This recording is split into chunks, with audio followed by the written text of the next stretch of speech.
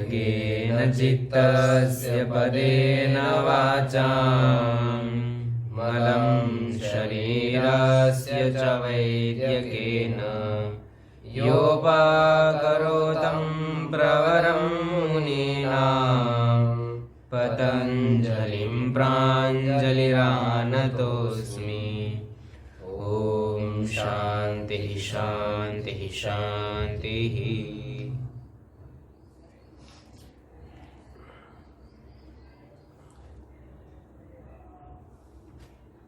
चित्त की एकाग्रता होने पर समाधि की प्राप्ति और समाधि का फल की सिद्धि हो जाती है। इसलिए यहाँ पर अभी चित्त के शुद्धि के कुछ साधन बताए जा रहे हैं। अभी तक 3 साधन बताए, मैत्री करुणा आदि और प्राणायाम धारण और ये मन की जो प्रवृत्ति साक्षात्कार है, ये 3 साधन बताए। अभी 4th साधन आगे बताया जा रहा है। ये थोड़े शास्त्रीय साधन है, योग के अंदर ही प्रचलित। विशोका वा ज्योतिष्मती, विशोका वा ज्योतिष्मती, विशोका वा ज्योतिष्मती। विशोका विगतः शोको रजस्तमो मलो यस्यासा। जिस ज्ञान में रजोगुण और तमोगुण की निवृत्ति होगी, ऐसा वो साक्षात्कार। यहाँ पर पूर्व सूत्र से प्रवृत्ति मनस स्थिति निबंधनी इतना अनुवर्तन करेंगे। तो विशोका नाम की जो प्रवृत्ति है वह मन के एकाग्रता का कारण है। वो कैसी विशोका नाम की प्रवृत्ति? वो कह रहे ज्योतिष्मती। ज्योतिष्मती माने प्रकाश युक्त है, लक्ष्य उसमें प्रकाश होता है। वो विशोका नाम की प्रवृत्ति 2 विषयों का साक्षात्कार कराती है, एक बुद्धि सम्मित और दूसरा अस्मिता सम्मित। माने बुद्धि का साक्षात्कार करती है और मैं हूँ इस प्रकार आत्मस्वरूप का भी साक्षात्कार कराती है। बुद्धि के साक्षात्कार का क्रम उससे बताया है। नाभि ये उदर है, उदर और ये छाती, इसके बीच में पुंडरीक नामक एक कमल है। वो नीचे की ओर मुंह करके अष्टदलात्मक स्थित है। तो उस पद्म को रेचक नाम जो प्राणायाम है उसको ऊपर किया जाता है और उस सभी पंखुड़े के ऊपर वाले देश में प्रांत भाग में अंतिम भाग में बुद्धि का स्थान बताया गया, वहाँ पर बुद्धि रहती। तो उस बुद्धि में धारणा करने से चित्त की एकाग्रता प्राप्त होती है। और दूसरा है अस्मिता। अस्मिता नाम की जो प्रवृत्ति है, मैं हूँ इस रूप से स्वस्वरूप का आत्मा का जो साक्षात्कार है, जो आत्मा उसी बुद्धि रूप गुफा में निवास करता है, तो उसका साक्षात्कार योगी के चित्त को जब हो जाता है तब चित्त उसका स्थिर हो जाता है। जो शरीर के अंदर ये सर चक्र आदि बताए हैं, इन चक्रों में अलग अलग देवता, उसमें पद्म, उसके दल, उसकी मात्राएं, ये सब इसमें वर्णन विस्तार से योग सूत्र के अन्य ग्रंथों में किया है। योग प्रदीपिका, हठ योग प्रदीपिका और विष्णु संहिता आदि योग के प्रतिपादक ग्रंथ है, उसमें उन षड चक्रों का भी विस्तार से वर्णन किया गया। तो उन सभी चक्रों का भी क्रमशः साक्षात्कार जब हो जाता है तब चित्त स्थिति पद को प्राप्त हो जाता है, स्थैर्य को प्राप्त हो जाता है। तो ये शास्त्रीय विचार है। बार बार आंतरिक ये सब काल्पनिक विषय रहते हैं, तो काल्पनिक विषयों के लिए क्या है, बहुत चिंतन करना पड़ता है, तभी उसमें स्पष्टता आ पाती है। वैचारिक विषय, काल्पनिक का मतलब जैसे स्वप्न में ऐसा नहीं है, लेकिन उसको बहुत विचार की उन्नत स्थिति प्राप्त होने के बाद ही वो पकड़ना है। तो जब उस बुद्धि तत्व का और आत्मस्वरूप का साक्षात्कार हो जाता है तब भी मन स्थिरता को प्राप्त हो जाता है। ये चतुर्थ परिक्रम कहा गया है इसको। चित्त की शुद्धि का जो साधन है उसको योग शास्त्र में परिक्रम कहते हैं। और दूसरा साधन बता रहे, वीतराग विषयम वा चित्तम, वितराग विषयं वा चित्तं, वितराग विषयं वा चित्तं, वीतराग विषयम वा चित्तम। वीतः रागः, जिनका इस संसार के स्थूल सूक्ष्म दिव्य विषयों में राग माने इच्छा नष्ट हो गई, माने वशीकार संज्ञा नाम वैराग्य को प्राप्त हो गया जिनका चित्त, ऐसे महापुरुषों के चित्त को यदि विषय किया जाए, उनके चित्त को हमारा चित्त क्या करे, विषय करे, तो भी चित्त स्थिति पद को प्राप्त हो जाता है। विरक्त पुरुष के चित्त की दशा क्या होगी, वो कैसे इस संसार के प्रति दृष्टिकोण रखते होंगे। इस प्रकार उनके मन में बार बार हमारा मन लगाने से भी स्थिति पद को प्राप्त हो जाए। माने वैराग्यवान जो पुरुष है उनके चरित्र बार बार पढ़े तो भी फिर चित्त स्थिर हो जाता है। बाह्य जो लोग हैं जो कभी समाधि की साधना नहीं करते हैं, भगवान में चित्त वृत्ति नहीं लगाते हैं, उनके चित्त को बार बार पढ़ने से हमारा चित्त भी विक्षिप्त हो जाता है। इसलिए जो वैराग्यवान पुरुष है उनके चरित्र पढ़ने के लिए कहा जाता है। तो वैसे ही विचार आचार हमारे जीवन में धीरे धीरे आ ही जाता है। तो कृष्ण द्वैपायन सनकादि आदि लोगों का जो चित्त है वह विगत राग है, राग से रहित है। तो उनके चित्त में यदि हमारा चित्त लग जाता है तो आपने चित्त भी स्थिरता को प्राप्त हो जाता है। धीरे धीरे विवेक ख्याति के प्राप्ति के द्वारा फिर असंप्रज्ञात समाधि को प्राप्त होता है और पुरुष फिर मुक्ति को प्राप्त कर लेता है। तो जो लोग मोटिवेशनल लोग कहते ही है कि आदर्श लोगों के चरित्र पढ़ा करो हर दिन 1 2 3 4, तो उससे भी थोड़ा मन स्थिर हो जाएगा। क्योंकि उन्होंने कई विषम परिस्थिति का सामना किया रहता है और वो किस ढंग से करते हैं, अत्यंत कठिन परिस्थिति में भी सरलता से उस परिस्थिति को देखते हुए उसके ऊपर उठ जाते हैं, तो उससे चित्त स्थिर हो जाता है। इसलिए ऐसे महापुरुष के चरित्र जो देशभक्त है, भगवान के भक्त है, जिन्होंने निरंतर आध्यात्म में अपना जीवन व्यतीत किया है, उनके चरित्र पढ़ने चाहिए, तो उससे भी चित्त स्थिर हो जाए। और दूसरा उपाय बता रहे, स्वप्न निद्रा ज्ञानालंबनम वा, स्वप्न निद्रा ज्ञानालंबनम वा, स्वप्न निद्रा ज्ञानालंबनम वा। स्वप्न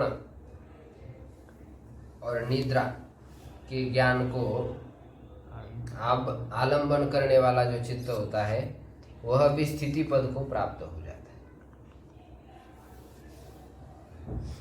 स्वप्न में तो सारे वस्तुएं बहुत विचित्र विचित्र दिखाई देती,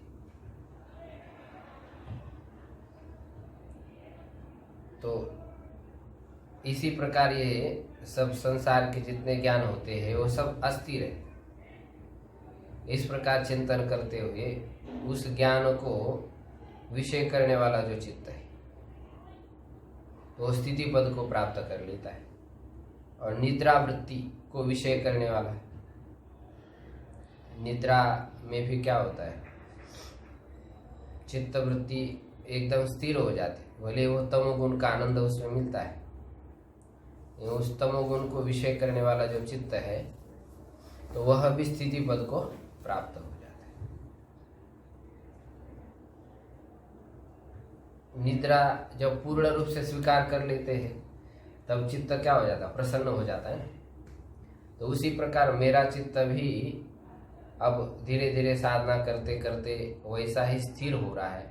माने तीनों गुणों के जो वृत्तियां है वो मेरे चित्त से निकल रही है, स्थिर हो रही है। इस प्रकार जो चिंतन किया जाता है तो वैसा चिंतन ही निद्रा ज्ञानालंबन हुआ, माने निद्रा कालिक ज्ञान को विषय करने वाला जो चित्त होता है वह भी स्थिति पद को प्राप्त कर लेता है, और स्वप्न ज्ञान को आलम्बन करने वाला जो चित्त होता है वह भी स्थिति पद को प्राप्त कर लेता है।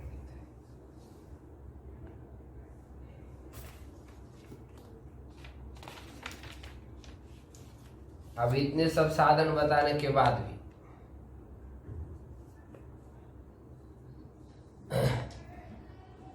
यदि इनमें से कोई साधन पसंद नहीं आता है चित्त को स्थिर करने के लिए, तब अब महर्षि पतंजलि कह रहे यथा विमत ध्यानाद्वा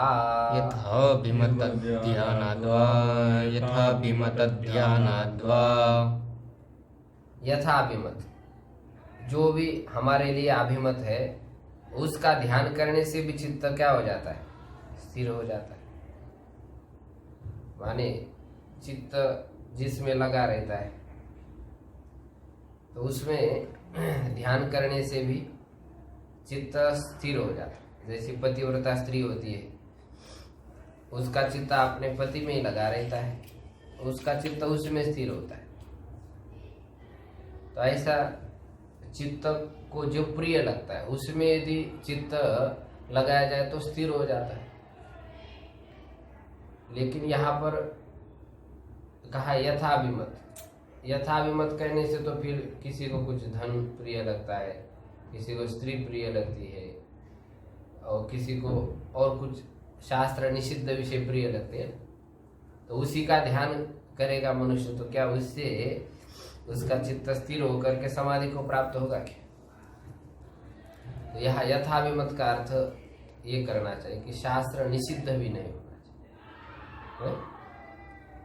जिसने शास्त्र का निषेध किया है, नग्न स्त्री आदि दर्शन और हिंसा, दूसरे को पर पीड़ा आदि करना, ऐसे जो विषय रहते तो ऐसे विषयों में ध्यान नहीं करना, उसका त्याग करते हुए जो शास्त्र विहित भगवान के अर्चा अवतार है, सूर्य है, चंद्रमा है, वृक्ष है, विविध प्रकार के, तो उसमें भी चित्त यदि लग जाता है तो स्थिरता को प्राप्त करके समाधि को प्राप्त करेगा। तो शास्त्र अनिषिद्ध विषय को ही लेना है, शास्त्र निषिद्ध विषय को नहीं लेना। तो इस प्रकार पुरुष एकाग्रता की साधना करता हुआ उसके चित्त में कितनी एकाग्रता हो जाती है, उसका चित्त कितना स्थिर हो जाता है, कितना उसमें एकाग्रता का सामर्थ्य आ जाता है, उसको अभी आगे कह रहे परमाणु परम महत्वान्तोऽस्य वशीकारः, परमाणु परम महत्तत्वान्तोऽस्य वशीकारः, परमाणु परम महत्तत्वान्तोऽस्य वशीकारः, परमाणु परम महत्वांतो, परमाणु से लेकर के परम महत पर्यंत अस्य इस योगी का, जिस योगी का चित्त स्थिरता को प्राप्त हो गया है तो उसका वशीकार माने एकाग्रता का सामर्थ्य हो जाता है। सूक्ष्माति सूक्ष्म वस्तुओं में भी वह चित्त को झट्टी एकाग्र कर सकता है, और महान से महान वस्तु में भी वो चित्त को एकाग्र करके उस वस्तु को ठीक ठीक यथावत समझ सकता है। अब परमाणु तो दिखाई ही नहीं देता है, स्थूल पृथ्वी जल वायु आकाश इसके टुकड़े करते करते जाए तो अंतिम जो अविभाज्य घटक होता है जहां जाकर के आगे विभाजन होता ही नहीं, ऐसे अवयव को परमाणु कहते हैं। जो अभी आजकल लोग दूरबीन सूक्ष्म पारदर्शी यंत्र के द्वारा देखते हैं, उसमें बहुत सामर्थ्य रहता है। चालांतर्गत हाँ, जालांतर्गतम भानुः यदृश्यते सूक्ष्म, हाँ, भानो यदृश्यते स्रजा तस्य षष्ठम अंशः परमाणु इति उच्यते। तो खिड़की में सूर्य प्रकाश के माध्यम से जब उस प्रकाश में जो सूक्ष्म रस दिखाई देता है उस अष्टम भाग, उसको परमाणु कहते हैं। तो हमारे इंद्रिय का विषय नहीं होता है। लेकिन योगी का चित्त जब स्थिर हो जाता है तो अत्यंत सूक्ष्म वस्तु में भी उसका चित्त स्थिर हो जाता है और अत्यंत स्थूल वस्तु में भी उसका चित्त स्थिर हो जाता है, विक्षेप रहित होकर के। माने उसका चित्त उसके अधीन हो जाता है, वो पराधीन नहीं रहता है किसी विषयों के। किसी विषयों में लगाना और किसी विषय में हटाना, उसमें पूर्ण रूप से स्वतंत्र हो जाता है। और एक बार इस प्रकार का चित्त उसका स्थिर हो जाता है, फिर उसको बार बार अभ्यास करने की भी आवश्यकता नहीं रहती। एक बार स्थिर हो गया तो बस हो गया। एक बार वश में आ जाता है ना कोई पदार्थ या वस्तु, व्यक्ति, फिर उसके लिए बार बार प्रयास नहीं करना पड़ता। उसकी खूबी हम समझ जाते हैं, थोड़ा कुछ हमने प्रयास करती वो वश में आ जाता है।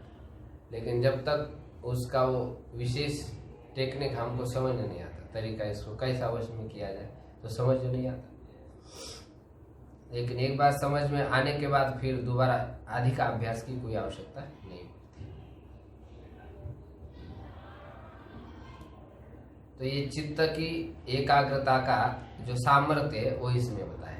सूक्ष्म से सूक्ष्म, महान से महान वस्तुओं में वो एकाग्र करने में सक्षम हो जाता है। तो इस प्रकार स्थिति पद को प्राप्त हुआ जो चित्त है उसका क्या विषय होता है और वो चित्त किस रूप वाला होता है, इसको आगे स्पष्ट कर रहे हैं।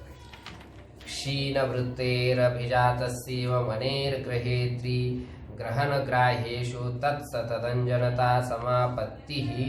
क्षीणवृत्तेरभिजातस्यैव सन्निगणितु ग्रहणग्राह्येषु तस्य तदञ्जनता समापत्तिः। क्षीणवृत्तेरभिजातस्यैव मणिर्गृहीतु ग्रहणाग्राह्येषु तत्सस्य तज्जनाता समापत्तिः। क्षीण वृत्ते, क्षीणाः वृत्तयः यस्य स क्षीण वृत्ति तस्य क्षीण वृत्ति। जिसकी वृत्तियां क्षीण हो गई, रजोगुण और तमोगुण के कारण ही वृत्तियां चित्त में अधिक बनती है। तो रजोगुण और तमोगुण जिसका न्यूनतम हो चुका है, तो ऐसा जो चित्त होता है वो स्वच्छ हो जाता है, स्थिर हो जाता है। किस प्रकार? अभिजातस्य वो मणे है, निर्मल स्फटिक मणि के समान। जैसे निर्मल स्फटिक मणि के पास में कोई भी पदार्थ किसी भी वर्ण का आ जाए तो वह क्या हो जाता है, उसी के प्रतिबिंब को ग्रहण करने में सक्षम हो जाता है कि नहीं हो जाता। तो इसी प्रकार उस जो साधक का जो चित्त है वो स्फटिक मणि के समान क्या हो जाता है, निर्मल हो जाता है। तो वह चित्त ग्रहेत्री ग्रहण ग्राह्येषु, ग्रहेत्री ग्रहण और ग्राह्य इन पदार्थों में तत्सतदञ्जनता, उसमें स्थित होकर के उसके आकार से वो आकारित हो जाता है, माने उसके परिणाम को वह प्राप्त हो जाता है।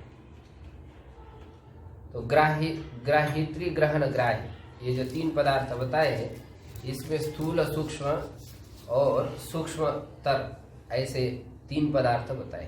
पहले जैसे स्थूल घटपट आदि जो विषय है उसी में चित्त लगता हुआ उसी के आकार से परिणत हो जाता है, और परम महत परिमाण वाले जो पदार्थ है उसी के आकार से परिणत हो जाता है। तो ये ग्रहीत्री और ग्रहण माने सूक्ष्म द्वेनु परमाणु आदि जो विषय है उसमें वो स्थित हो जाता है। और सात्विक अहंकार में वह चित्त स्थिर हो जाता है। तो ग्रहीत्री ग्रहण और ग्राह्य, ग्रहीति माने ग्रहण करने वाली, ग्रहण माने जिसके द्वारा हम वस्तु को जानते हैं ऐसे इंद्रिय आदि, और ग्राह्य विषय ये स्थूल भौतिक विषय होते हैं। तो इन सब में वो चित्त स्थिर होकर के उसके आकार से आकारित हो जाता है, क्योंकि जब तक चित्त वृत्ति विषयों के आकार से आकारित नहीं होती तब तक उस वस्तु का ज्ञान नहीं होता है। चित्त का संबंध वस्तु के साथ होने पर भी उस वस्तु का ज्ञान नहीं होता है। क्यों? क्योंकि चित्तवृत्ति उसके आकार से आकारित नहीं। जब भी चित्तवृत्ति वस्तु के आकार से आकारित होगी तब यथार्थ उसका ज्ञान होगा। तो ये चित्त में सामर्थ्य आ जाता है। स्थूल, सूक्ष्म और ग्रहीता आदि वस्तुओं में चित्त लगता है तो उसमें उसी के आकार से परिणत हो जाता है। अब इसमें ऐसे विषय नहीं बताए, ग्राह्य से जिसका हम ग्रहण करते हैं, ऐसे स्थूल पदार्थ लेना है। ग्रहण से इंद्रिय आदि जिसके द्वारा हम विषयों का ज्ञान करते हैं वैसे लेना है। और ग्रहीता अहंकार आदि जो है उसको लेंगे। तो उसमें स्थित जो चित्त है वो स्थिति पद को, एकाग्रता को प्राप्त करके असंप्रज्ञात समाधि को प्राप्त करें। जो संप्रज्ञात समाधि बताई थी वितर्क, विचार, आनंद, अस्मिता, रूप भेद से, अब उसी के ही दो विषय स्थूल और सूक्ष्म भेद करते हुए सवितर्क और निर्वितर्क दो भेद वाली वितर्कानुगत संप्रज्ञात समाधि हो जाती है। पहले बताया था वितर्कानुगत और विचारानुगत संप्रज्ञात समाधि है तो उसके सविचार और निर्विचार दो भेद हो जाते हैं। आगे जो आनंदानुगत और अस्मितानुगत समाधि है उसका कोई अवान्तर भेद नहीं है। दो समाधि के अवान्तर भेद है। पहले जो वितर्क और विचार, तो वितर्क के सवितर्क, निर्वितर्क और विचार संप्रज्ञात समाधि का सविचार और निर्विचार, ऐसे दो भेद है। तो सवितर्क समापत्ति संप्रज्ञात समाधि है, उसको अभी आगे दिखा रहे 42। तत्र शब्दार्थ ज्ञान विकल्पैः संकीर्णा सवितर्का समापत्तिः। तत्र शब्दार्थ ज्ञान विकल्पैः संकीर्णा सवितर्का समापत्तिः। तत्र शब्दार्थ ज्ञान विकल्पैः संकीर्णा सवितर्का समापत्तिः। समापत्ति का अर्थ एकाग्रता, समाधि, ऐसा अर्थ है। तो तत्र उन चार प्रकार के जो अवान्तर भेद वाली समाधि, सवितर्क, निर्वितर्क। तो पहले सवितर्क समापत्ति कह रहे हैं। शब्दार्थ ज्ञान विकल्पैः, शब्दश्च अर्थश्च ज्ञानञ्च। शब्द जिसको हम श्रवण इंद्रिय से सुनते हैं, अर्थ जिसको चक्षु इंद्रिय से देखते हैं और ज्ञान हमारे अंतःकरण वृत्ति में रहता है। ये तीनों के स्थान अलग अलग है। तो इनके विकल्प माने भेद, ये तीनों भी अलग अलग है क्योंकि तीनों भी अलग अलग स्थान पर रहते हैं। इन तीनों का अभेद रूप से जब ग्रहण हो जाता है, यानी तीनों का मिलकर के ज्ञान हो जाता है। जो शब्द है वही अर्थ है, जो अर्थ है वही ज्ञान है, ऐसा मिश्रित जो ज्ञान होता है। तो जिस अवस्था में ज्ञान होता है चित्तवृत्ति में, उसको सवितर्क समापत्ति कहते हैं। शब्दार्थ ज्ञान के मिश्रण अभेद से जो मिली हुई सवितर्क समापत्ति मिली हुई है, उसको सवितर्क समापत्ति कहा जाता है। निर्वितर्क नामक जो समाधि है उसमें इस प्रकार का अध्यास नहीं रहता, उसमें स्थूल विषय रहता है। उसको आगे स्पष्ट कर रहे हैं। स्मृति परिशुद्धो स्वरूप शून्येवार्थ मात्र निर्भाषा निर्वितर्का। स्मृति परिशुद्धो स्वरूप शून्येवार्थ मात्र निर्भाषा निर्वितर्का। स्मृति परिशुद्धो स्वरूप शून्येवार्थ मात्र निर्भाषा निर्वितर्का। स्मृति परिशुद्ध हो, स्मृति की परिशुद्धि हो जाने के बाद स्वरूप शून्य अर्थ मात्र निर्भाष, स्वरूप शून्य सी होती हुई केवल अर्थ मात्र का निर्भास करने वाली जो समाधि है उसको निर्वितर्क समाधि कहते हैं। उसमें इसी प्रकार सम्मिश्रण नहीं है, केवल अर्थ का ही भान हो रहा है और अपनी चित्तवृत्ति भी मानो अपने रूप से वह न के बराबर है। तो ऐसी जो चित्तवृत्ति की अवस्था है और उसमें केवल अर्थ का ही प्रकाशन हो रहा है, ऐसे समापत्ति को निर्वितर्क समापत्ति कहते हैं।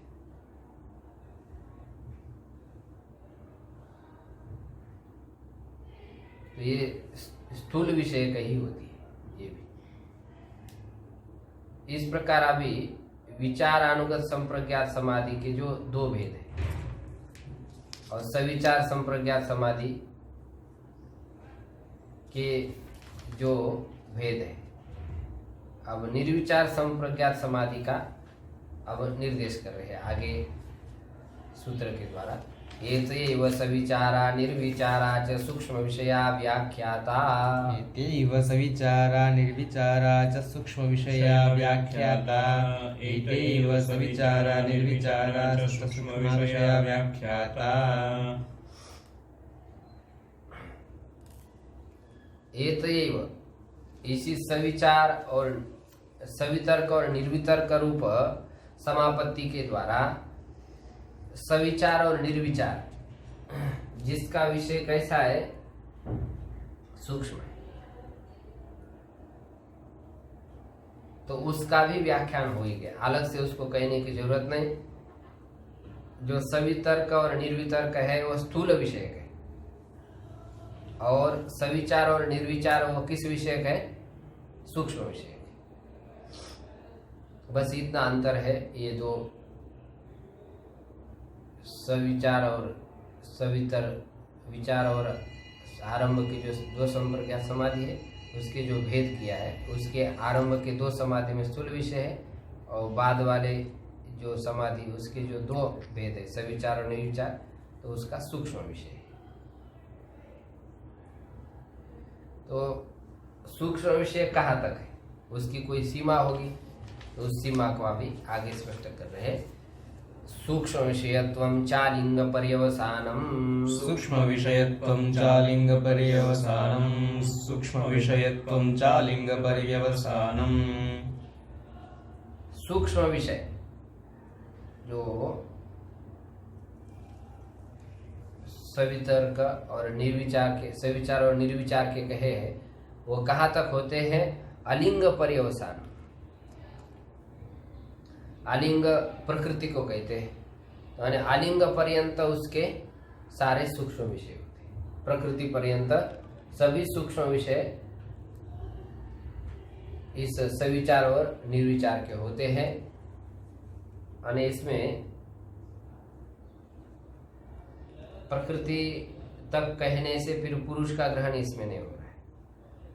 प्रकृति वर्ग के जितने भी सूक्ष्म पदार्थ है, महत्त्व और अहंकार, पंचतन मात्रा, वे सब ये निर्विचार और सविचार के सूक्ष्म विषय कहे गए।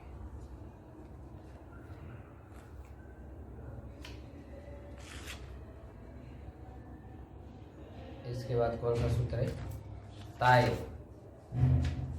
ता एव सबीजः तावी एव सबीजः समाधिः। ता एव सबीजः समाधिः। ता एव सबीजः समाधिः। तो ये जो अभी तक जितने भी भेद बताए हैं, सवितर्क, निर्वितर्क, सविचार और निर्विचार, ये जो समाधियां है ये सब सबीज समाधि है। चित्तवृत्ति इसमें स्थिर तो होती है, लेकिन चित्तवृत्ति का उठने का फिर बीज इसमें फिर क्या रहता है, अवशिष्ट रहता है। इसलिए इन सारे समाधि को सबीज समाधि कहते हैं। ता एव सबीजः समाधि। तो स्थूल और सूक्ष्म विषय में धारणा करता हुआ चित्त फिर दोबारा प्रमाण आदि जो वृत्तियां है,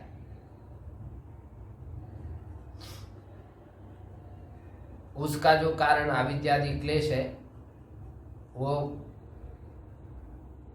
प्रादुर्भूत तो नहीं होते, किंतु जब चित्त प्रकट हो जाता है, चित्त का प्रकट होने, चित्त वृत्ति का प्रकट होने का जो बीज है वह इस समाधि में स्थित रहता है। इसलिए इन सवितर्क, निर्वितर्क, सविचार और निर्विचार जो समापत्तियां है उसको सबीज ही कहा जाए, माने सबीज संप्रज्ञात समाधि है। और जिस समाधि में यह बीज भी नहीं रहता चित्त वृत्ति के उठने का, तो उसको असंप्रज्ञात समाधि कहा जाए। अब जो निर्विचार, सविचार और निर्विचार कही गई थी, तो इन दो समापत्तियों का जो विषय है वो कैसा है? सूक्ष्म विषय। तो निर्विचार की जब सिद्धि हो जाती है तो उस अवस्था में योगी के चित्तवृत्ति में किन किन वस्तुओं का प्रकाश होता है उसको आगे स्पष्ट कर रहे हैं। निर्विचार वैशारद्य अध्यात्म प्रसाद, निर्विचार वैशारद्ये अध्यात्म प्रसादः, निर्विचार वैशारद्ये आत्म प्रसादः। निर्विचार वैशारद्य, निर्विचार की विशारदता माने स्पष्टता प्राप्त होने पर, निर्मलता प्राप्त होने पर, विशारद का अर्थ स्वच्छता, रजस्तम गुण के कारण ही जो है मालिन्य रहता है। तो रजस्तम गुण यह भी निवृत्त होने पर अध्यात्म प्रसाद माने चित्त की प्रसन्नता प्राप्त हो जाती है। उस समय नित्य शुद्ध बुद्ध मुक्त स्वभाव जो आत्मा है उसको स्पष्ट रूप से ज्ञान प्राप्त हो जाता है। माने सारे वस्तुएं जो है उसको असंदिग्ध रूप से दिखाई देती है। माने बुद्धि स्वच्छ हो जाती है, एकदम आत्मा को जानने में वो समर्थ हो जाती है।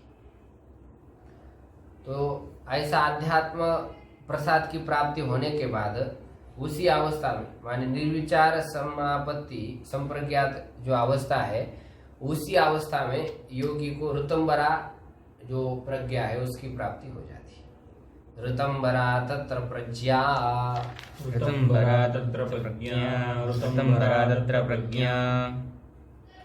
तत्र का अर्थ उस निर्विचार की विशारदता होने पर जो आध्यात्म प्रसाद है उसकी प्राप्ति होने के बाद ऋतंबरा प्रज्ञा, ऋतंबरा नामक जो प्रज्ञा है उसकी प्राप्ति हो जाती है।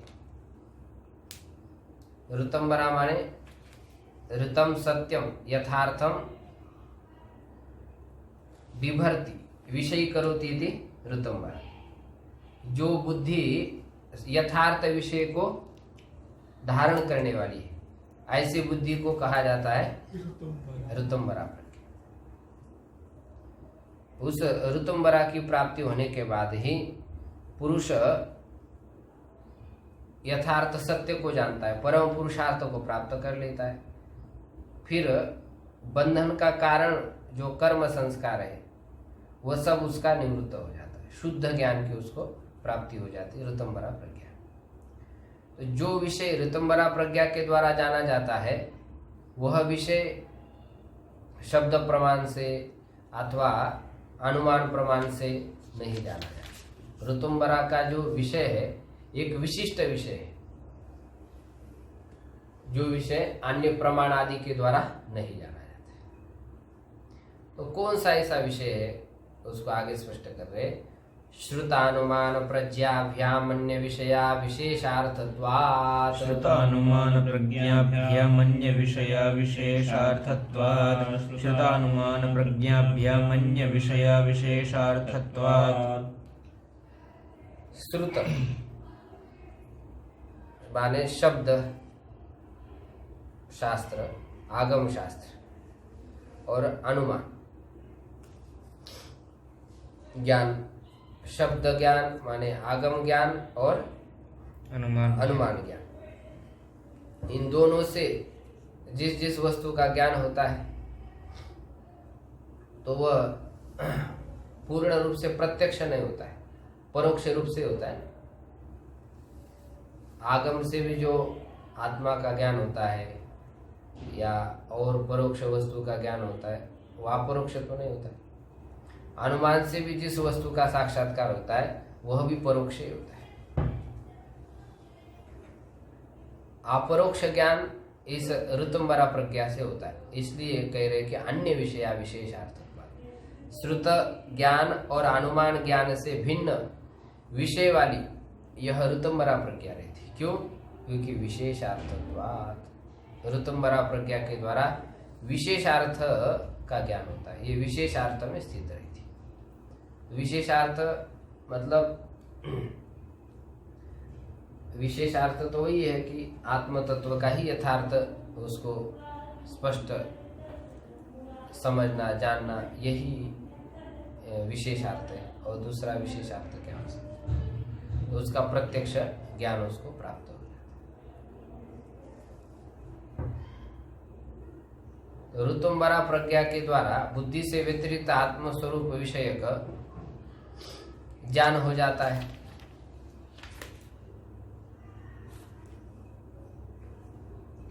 तो आत्मस्वरूप विषय जो चित्त वृत्तियां है उसके संस्कार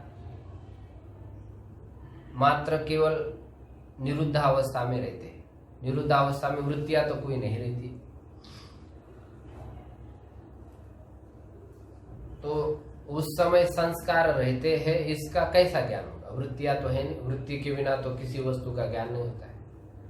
तो उस समय संस्कार रहते हैं, केवल अनुमान प्रमाण से ही जाना जाता है। तज्जः संस्कारो अन्य संस्कार प्रतिबंधी, तज्जः संस्कारो अन्य संस्कार प्रतिबंधी, तज्जः संस्कारो अन्य संस्कार प्रतिबंधी।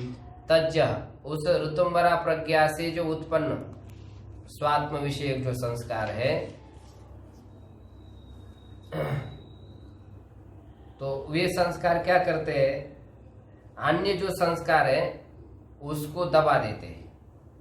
माने वित्थान आदि चित्त से, वित्थानकालीन चित्त से उत्पन्न जो संस्कार होते हैं, राजस तामस वृत्तियों से जन्य जो संस्कार होते हैं, जो मायामय पदार्थों को विषय करने वाले होते हैं, रजस्तम अंश से जो व्याप्त रहते हैं, जो बंधन प्रदान करने वाले, ऐसे जो संस्कार होते हैं, उस संस्कारों को तो ऋतुम्बरा प्रज्ञा नष्ट कर देती।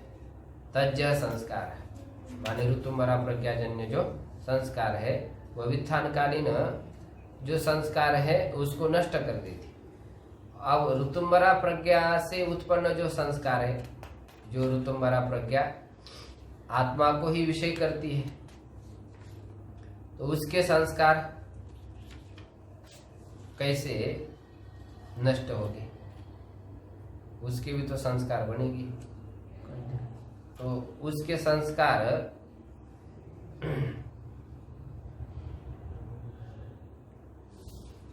नष्ट तो नहीं होते हैं, लेकिन चित्त के साथ प्रकृति में वो लीन हो जाते हैं। ऋतुम्बरा प्रज्ञा के द्वारा अन्य व्युत्थानकालिक जो संस्कार है, रजस्तम गुण से युक्त होकर के जो प्रमाणादि वृत्तियां हुई, उसके जो संस्कार है उसका तो निरोध हो गया, लेकिन उसके ऋतुम्बरा प्रज्ञाजन्य जो संस्कार है वह निरुद्ध अवस्था में चित्त के साथ प्रकृति में लीन हो जाते। तो यहाँ पर जो अन्य संस्कार प्रतिबंधी कहा वह ऋतुम्बरा प्रज्ञा व्युत्थानकालीन जो संस्कार है उसका प्रतिबंध करने वाली है। अब जब ऋतुम्बरा प्रज्ञा का भी जब निरोध हो जाता है तब निर्बीज समाधि की सिद्धि हो जाती है। तस्यापि निरोधे सर्वनिरोधा निर्बीजः समाधिः, तस्यापि निरोधे सर्वनिरोधा निर्बीज समाधिः, तस्यापि निरोधे सर्वनिरोधा निर्बीज समाधिः। तस्यापि निरोधे माने ऋतुम्बरा प्रज्ञाजन्य जो संस्कार है उसका भी निरोध हो जाने के बाद सर्वनिरोधा निर्बीज समाधि, ऋतुम्बरा प्रज्ञाजन्य जो जितने भी संस्कार है उसका निरोध हो जाने के बाद संप्रज्ञात समाधि के द्वारा, तो वे जो संप्रज्ञात अवस्था में ऋतुम्बरा प्रज्ञा से जो उत्पन्न संस्कार है उसका भी निरोध हो जाता है। तब निर्बीज समाधि, तब निर्बीज समाधि की सिद्धि हो जाती है, माने असंप्रज्ञा समाधि की सिद्धि हो जाती है। उसमें फिर दोबारा चित्त वृत्ति को उत्पादक ऐसे संस्कार नहीं रहते। जैसे संप्रज्ञात समाधि में रहते हैं ऐसे असंप्रज्ञात समाधि में नहीं रहते। तो वो संस्कार तो है ही, तो संस्कार होने से फिर दोबारा चित्त वृत्तियां उत्पन्न होगी।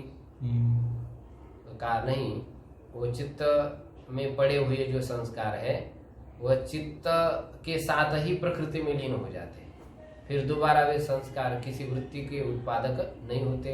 तो चित्त फिर निरुद्ध अवस्था में चित्त रहता है, और जब प्रारब्ध कर्म का नाश हो जाता है तब वह चित्त उस संस्कारों के साथ प्रकृति में लीन हो जाता है और पुरुष अपने स्वरूप में स्थित हो जाता है। नित्य बुद्ध मुक्त इस स्वरूप में स्थित हो जाता है।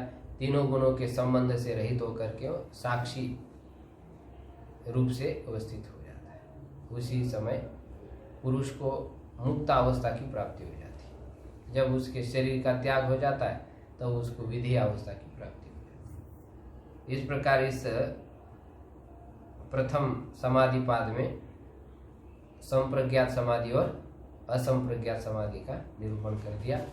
अंत में थोड़ा सा ये समापत्तियों का वर्णन क्लिष्ट पड़ जाता है चिंतन करने में,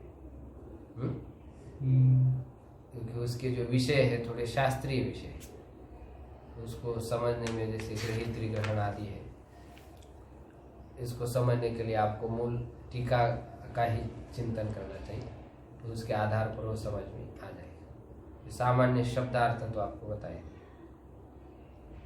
तो समाधि पाद अब यहाँ पर पूर्ण हो गया। अब इसके बाद साधन पाद आरंभ हो रहा है, जिसमें साधनों का निरूपण किया जाएगा। तो इसका विचार हम कल ही करेंगे। ओम पूर्णमदः पूर्णमिदं पूर्णात् पूर्णमुदच्यते पूर्णस्य पूर्णमादाय पूर्णमेवावशिष्यते। ओम शांति शांति शांति।